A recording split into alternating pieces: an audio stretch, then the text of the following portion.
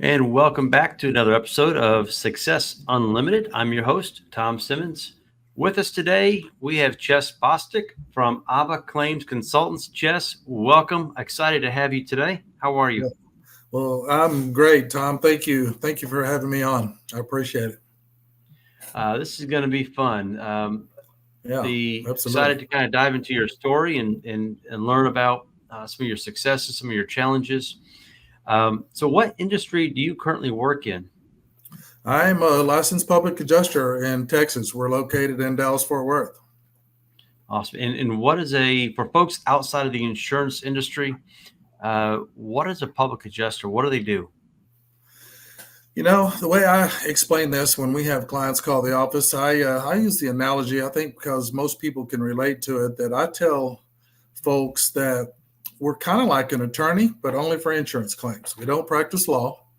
And the reason I say that is that, we're a licensed profession. We have to have a license to settle claims in Texas, and our contract has to be with the policyholder. So we contract with the policyholder, and then in a sense, we're going to step into their shoes and take the pressure off of them to get that claim settled. And I go through the scenario and kind of line out what we're going to do. And what we do is, or the way I explain to them is that we come out, come to the property, whether it be a commercial building or a residential building. We're going to do a scope of work. We're going to get all the information we need. We're going to get all the photographs and measurements and that type of thing. And then we're going to write a very detailed estimate and present our paperwork package to the insurance company. And that's going to include a executed proof of loss. And typically those have to get notarized. And then a payment demand letter. And when we send that in, that'll start the clock. So we basically, from start to finish, we're going to represent the policyholder to work with the insurance company adjusters and to get that claim settled for the right amount of money. And we're hopefully we do that in a timely manner and get the people down the road so they can start their repairs and get back to normal. That's awesome. So, before we started recording, you were telling me a little bit about your background, and I want to touch on this. You haven't always been a public adjuster working in the insurance industry. Would you mind sharing with the audience what you did before becoming a public adjuster? Well, way back in the day, right before I became a public adjuster, I was actually selling life insurance and mutual funds and that type of thing, and I hated it. I couldn't stand it.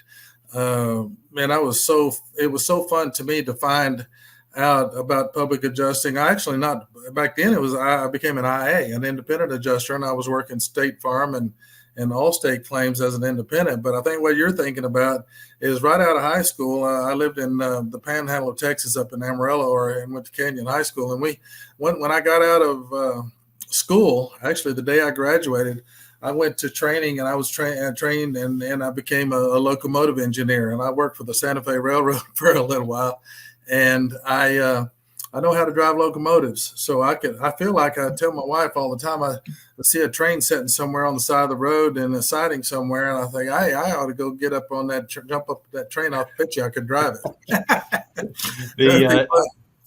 Are you still licensed to drive locomotives? No, I'm not. You don't have to get a license. You just have to get trained, and they have to be able to let you on one. But that's a lot of fun.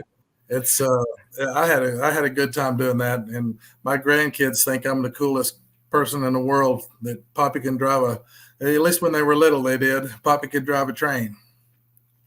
I remember growing up, I always had those little train tracks. You set them up, has three rails and a little oval, and watch them go around and around. Yeah. I always had a fascination with trains. So how did you go from being a locomotive engineer to selling life insurance and then into public adjusting? What changed? Well, back when I was young, I was working for the railroad, and I for some reason or another, I thought I needed to get into sales. I thought that's where the money's at. I was chasing the dollar back then, and I wanted to get into sales. And I had cousins and people that I was hanging around with back then, playing golf and all that. They were in sales, and they always had a pocket full of money. So I thought, you know what, that's what I need to do. And So I figured out a way to get into sales and landed in insurance sales and selling mutual funds and health insurance and all that and life insurance. And to be honest with you, I hated it. I couldn't stand it. I hated to go to the office on Saturday mornings and go through the phone book and call people. And ultimately what it was is I had to find people. And I did. What I ended up kind of concentrating on is I was a life insurance salesman, but we did estate planning, and I was working with farmers and ranchers. I grew up in the panhandle up there in Texas, and we're working and doing estate planning with farmers and ranchers. And they most of them pretty much already had life insurance. So if I was going to sell a life insurance policy, most of the time you had to talk them into canceling their policy and buying my policy because it was always better. And I didn't really like that. So when I learned about the adjusting industry and the adjusting world from a friend of mine, I was really excited to try that. And I got my license and became an independent adjuster back in 1997. Oh, wow. So from your course of your adjusting career, from an IA to a PA, independent adjuster to a public adjuster, what is the most interesting claim that stands out to you that you've worked? Oh, mercy sakes. Let me think. Maybe some of the fire claims, and yeah, probably some of the fire claims that I've worked. I tell you, when I've seen some pretty crazy stuff. I've seen photographs in homes, and I've seen, crazy stuff that you probably shouldn't see. When after hurricanes, when you're going into people's homes, adjusting them and looking around, and I haven't had any really crazy stuff happen. I've scared a few dogs that they turned around and scared me, and I've scared some people before, in bedrooms when I'm looking in homes trying to find water damage on the ceilings and walk into a bedroom or something, and I thought the house was empty, or at least the only person there was in the living room, would let me in and I could walk on somebody or something like that, but nothing tragic. Yeah. It's my brother, when he was adjusting as an independent adjuster, he adjusted a water loss at a mafia member's home. Oh, that's cool. And when you're doing your diagram, you're drawing everything out, drawing the walls and the rooms of the house. You're measuring everything. Measurements, numbers don't lie, right? So if you have if you have a space or a gap in the middle of a house or a void, you're like, okay, where is this door at? Where, there has to be a room in this location. Well, sure enough, there was. He asked the mafia's bodyguard, the boss's bodyguard, to let him into a room, and he had to go get permission. He got permission, came back and says, "My boss said okay, but you can't take any pictures." He opens up the door, and it's a padded room, a steel chair on a concrete floor that's bolted to the concrete floor, and he walked out. And the mafia boss had just gotten out of jail like a few weeks prior. He called his boss and his team manager and said, "Hey, here's what I need. I need you to approve this claim because otherwise I'll be in a wheelchair. I won't be able to walk." He's going to get his legs broke, huh? Yeah, he's like, I can't take any pictures of this one part of the house, and he explained why over the phone. And it's stories like that. And I was an independent adjuster as well. It just makes things really, really interesting. I did. Since you said that, I did run across a guy here in Dallas-Fort Worth, or a couple, and they had photographs all over their home of their son playing hockey, and he was early 20s or a late teenager or whatever, and I was just talking to him about all that, and then I asked the dad about what he did. And because I'm always curious, and I like to ask people, what do you do? Because I've run across some neat stuff every once in a while. And I asked this guy what he did, and he wouldn't tell me. He said, I can't tell you that. He just told me, I can't tell you. And so I didn't ask any more questions because they were from Russia. And the son was over in Russia playing hockey. And so I just went on about my business, didn't talk too much more, and got done. Yep, absolutely. Yeah. So from our conversations, you enjoy what you do. You enjoy being a public adjuster. I do. What are some of the challenges, either from your personal life or in your business, that you have really had uphill climb, an uphill battle that you've had to really overcome? I think we're in a business of getting people money, right? We're dealing with insurance companies all the time, and they've got all the money, and we're trying to get the money from them, and we're trying to get it for our clients, and because they need to be paid. But at the same time, on a personal level, I'm trying to figure out how not to chase the money and and be happy and stay at peace all the time. And that's a real challenge for me because I really do enjoy getting claims settled and getting people back to where they're supposed to be and taking that check over to them and giving it to them, because it certainly makes them happy and they like that. And that's what it's all about.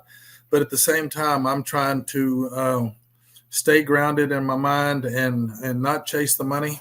And at the same time, I am chasing the money. So that's a struggle. Yes, sir. I want to talk about the image, the idea that, and I can go both ways with this question. So I'm trying to think about how I want to phrase this question. On one side, Okay. you have an insurance agent, that policyholder, a homeowner, commercial building owner. They buy a policy and they are friends with their agent, and the insurance company is their friend. And how dare the public adjuster and contractor try and rip off the insurance company?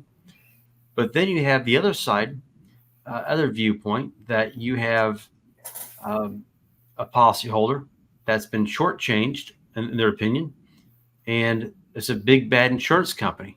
They're fighting the Goliath in the room, the big gorilla in the room. So how do you balance ethically, and how do you explain that to somebody who's not sure about what's right, what's wrong? That's a great question. I used to in the past, when you're new and you don't know better, maybe you do agree with people when they say, you know what, they're messing me around, they're not doing whatever. They're even worse words than that. They're screwing me around and they're not doing what they're supposed to be. But I learned and decided a long time ago that I don't want to badmouth the insurance companies, because you never know who you're talking to. You never know who they know, and you never know what they're thinking. But I don't want to tell them that the insurance company's stealing from them and they're crooked and all that. I tell them that, they're not bad people. They're not intentionally trying, and I feel like I'm fibbing sometimes, but I tell them, they're not intentionally trying to mess you around, because I know a lot about the insurance claim industry, and I know about the McKinsey reports, and I know how insurance companies look at shareholder profits. But I tell the client, I said, listen, they're not trying to mess you around. Maybe the adjuster was out here that had a bad day. Maybe the adjuster was out here, wasn't experienced. Maybe they just didn't know how to adjust claims. I don't know what went wrong, but your claim is not paid right, and we're going to get it paid right. But I try not to badmouth carriers and be the type of person that's in there in front of these clients, talking bad about people. I just I think I end up doing better when I don't do that stuff. So I try to keep it on a professional level. Yeah. Yeah. And you mentioned something called the McKinsey reports. For full disclosure, I'm aware of what that is. But for the audience that may not know the impact the McKinsey reports, would you mind going into some detail what that is? At this point in 2024, I don't know how many firms have actually used this. Insurance companies have used this law firm and whatever. But from what I understand, and I don't even remember what, it's been a long time since I looked at it, but I don't even remember what year it was. But I believe it was Allstate, or maybe it was State Farm in the very beginning. I think it was Allstate, I believe. It was at Allstate, yeah. They brought out an attorney firm, and they did an extensive study on their business practices. And the bottom line, and I don't want to go into it too deep and too detailed, because I don't remember all of the significant stuff, but the bottom line is is they determine that, and I've been telling people this for years, is that they actually deny claims on purpose every day, and they know how many claims that they can deny, and they know the numbers on all this stuff, and it's all about shareholder profits. So they know what they've got to, what kind of money they need to make, keep their people happy. So just know, if you're a policyholder and sometimes the contractors that we talk to and the public adjusters that we run in our industry, people just are baffled at why the insurance company is not paying this claim. So, and that, I think that's why, is because of that. And it's all about shareholder profits, and they're going to deny a certain number of claims every year, and they're not going to pay them. And what it's all about is they know that a big percentage of those people will go away, and they're not going to fight it. And I tell our clients that, listen, if we're going to represent you, we want you to go the full distance. We may need to get it. We may need to get an engineer. We may need to get some experts to help prove your claim. And we want to know that you're willing to go the full distance and get it across the goal line. So we want to get that claim settled and get them to where they're supposed to be. But that McKinsey report it's all about denying claims on purpose for shareholder profits. That's a great way to sum it up. So I'm going to change gears on the audience and on yourself a little bit and go a different direction. We are on the cusp of using artificial intelligence in every aspect of our lives, from personal to school to learning, in healthcare, business, and finance, and banking, finance, and insurance. Mm-hmm. As a small business operating a public adjusting firm, in your opinion, how is artificial intelligence and technology going to assist? How's it going to change the landscape? You know what? It's going to help there's a lot of industries where artificial intelligence can really boost it and help it a ton. In our business, in our industry, there's a lot of personalization that goes on with these insurance claims, and every claim is different. So artificial intelligence is not going to be able to come in and replace people or have a huge impact that is going to revolutionize our industry. But what I do know is that the things that a human does, such as updates, emails, any type of that type of thing, can be automated. So if you have the right AI bot that knows how to, well, let's just use this for example. Say, for example, we're onboarding a client, and the way we do it is we always ask the client to we send them an email, and we ask for a certain package of paperwork we need. We need your estimate. We need your policy. We explain to them why it's important that we have their policy. And so we get all that from the client, and actually what artificial intelligence can do is it can take that email, it can grab those documents from my email or our support email. It can take those documents, put them into a folder in our Dropbox or wherever you store your documents. It can make a subfolder, call it photos from Abba Claims or whatever, photos from a contractor. It can make a subfolder. It can take those documents, it can put them into that folder in the client folder, and it can label those documents the way we specifically want that document labeled, and it can do all of that type of stuff. So those things like that is what this artificial intelligence can do for a firm, and that helps an adjuster be better. And what we're doing, and what we're going to implement a bunch of this stuff. We're in the process of getting all that stuff going, and it's going to be incredible what it'll do. But in the bottom, to adjusters and public adjusters out there and appraisers and contractors, really what it's going to allow is for regular humans to become superhumans, where you're kind of like a symphony, or you're the dude that's out there directing the symphony. You're just kind of managing all this stuff and pointing and directing and approving and that type of thing to get these claims moved through the system. So it's going to make everybody's jobs easier, is what it's going to do. I think that probably in the next 12 months, we will see an emergence of one or two softwares that will essentially cater to public adjusters and essentially run the claim form so they can focus on other aspects of their business. I think you're right. I think we're both onto something here. And one of the concerns that are constantly raised when I have conversations surrounding artificial intelligence is privacy concerns. Now, insurance, I want to say this was about maybe 10 years ago that State Farm, I was told, again, that's not verified, but I was told State Farm's database and how much data they have, they are a backup, either third or fourth backup for some federal government agencies because they've collected so much data over the years on people. So using artificial intelligence in connection with some vast amounts of data, personal data, as a small firm, a small business, not just PA, but just in general, what controls, how do you control the privacy concerns?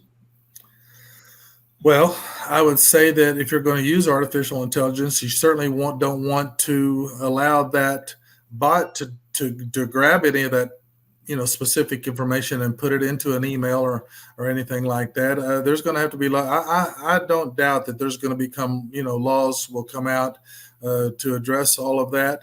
But us as public adjusters and appraisers and in the insurance with the folks information that we have available, we certainly want to be able to make sure we protect that. So 100%. Yeah, that's important. And talking about challenges in technology, what are some challenges that you had to overcome getting into the public adjusting industry? Typing. Typing? Yeah, typing. We're talking about technology. Typing. Typing. Yeah. No,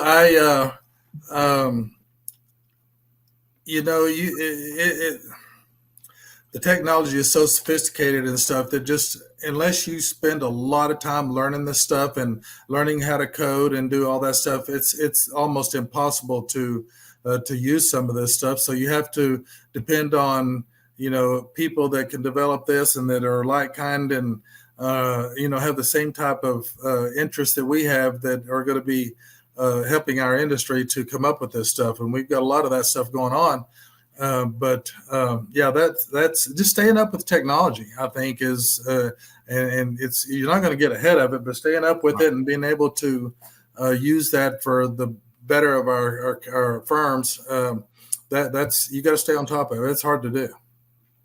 It is always ever evolving. What is through your PA career, what are some of the top successes that you've seen and experienced?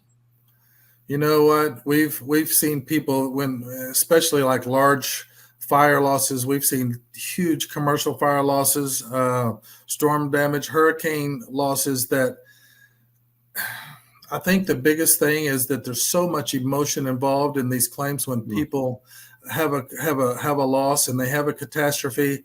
We had a call yesterday. And we're doing the onboarding now to help these people that this elderly couple left their home. I think they went to the doctor's office. Actually, both of them went to the doctor's office and came home. And we've had storms in Dallas-Fort Worth, and they came home to find out that lightning had struck their house and their home was actually burned to the ground and their dog had been killed. And it's a prior client of ours called us and it had their insurance policy. So we took a look at it, but stuff like that. When you have a tragedy, we've had, fire losses that we've worked in the past where people have perished. Those stick with you. I'm certainly glad I'm not a detective or a police officer and have to deal with stuff like that. But just helping people through stressful situations, and then once you get them on the backside of that and they're happy and all that, they want to give you a big old hug and tell you thank you for doing what we do. Because not very many people. If we gathered up 100 people right now in a room and you go around and ask them all questions, nobody really knows how to interpret their insurance policy and work through an insurance claim. They just don't know this stuff. So I think we've got a really cool opportunity to help people that, they just don't know anything about what we do. Yeah. And there's a lot to it, a lot of nuances. The What 3 or 4 pieces of advice would you give to a young PA or someone that's looking at getting into the insurance industry? I've been saying this for years from the very beginning. I had a mentor. I met my mentor back in 2004, 2005, working Hurricane Charlie and Jean and Francis in Florida. And you got to get a mentor if you're going to be a public adjuster. I mean, this is such a great industry that there's people entering the public adjusting field that were, they may have been a hairdresser 4 or 5 days ago. Nothing against hairdressers, but you don't know anything about insurance claims, and you certainly don't know anything about an insurance policy. But you can learn.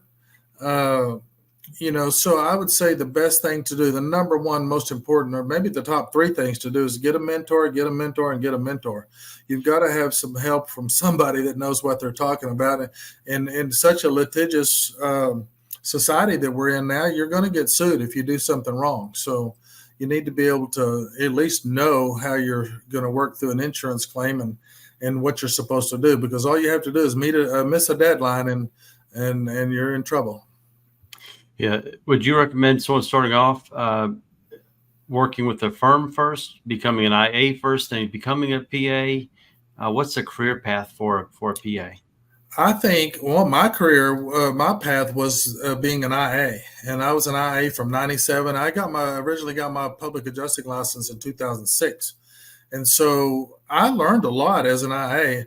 But back then, they would let us settle claims. I mean, in the very beginning, I already knew construction, so I had an advantage there where I could go out and write a scope of work. I just had to learn the insurance policies, and I was always questioning people that I was working with on these storms. Like in Minnesota, that was my first storm, was up in Minnesota, and I would question the guys that I was working with and all that, and they said, pay it. Every time I ask a question, they would say, pay it. And so I learned, my light bulb went on about a month after asking 1,000 questions, and I started paying stuff, and I learned how to identify the damage. And I can promise you, I didn't have claims open back up because they weren't getting paid. I was paying stuff. And so you had to prove to me that it wasn't hail damage, and I knew what hail damage was. So that stuff was getting paid for. So I think you've got to have somebody that can teach you this business. Yeah, I love that advice. That's so true. Would you consider, or are you a mentor to other people right now? Yes, indirectly, yes, absolutely. I've got people that call me. A matter of fact, you just reminded me. I've got a phone call I need to return to my buddy Sean. He called me yesterday evening and wants to ask me about a commercial policy. So, indirectly, I'm on the board of TAPIA, our Texas Association of Public Insurance Adjusters, and next year I'll be the president. So I've got the opportunity to learn, to meet a lot of new people and young adjusters that are coming into our industry, and we've got a mentor program through TAPIA that we have a call, every so often, and we help people. But yeah, I've got people, quite a few people that call me and ask me questions and reach out. So I love doing that. I like helping people, and I want them to succeed. I love the giver's gain, that mentality of helping others and just giving back. It's so important, so needed, especially in today's environment. And it can be very, the world is not always a forgiving place. So when you're able to give back and be a mentor, that's absolutely awesome. It's only going to make us better, right? Absolutely. And speak about being a mentor. This is one of the last questions I typically ask. Okay. And if you could take anybody to dinner from the past or from the present, who would you take to dinner, and what would you talk about? Wow, that's a pretty interesting question. I guess right off the bat, I would say John Wayne. Okay, all right. That was always interesting. He's a pretty cool guy. Nowadays, I think, who I think is cool? I would take Matthew McConaughey to dinner, and I would talk to him. We'd probably talk for 2 hours, no telling.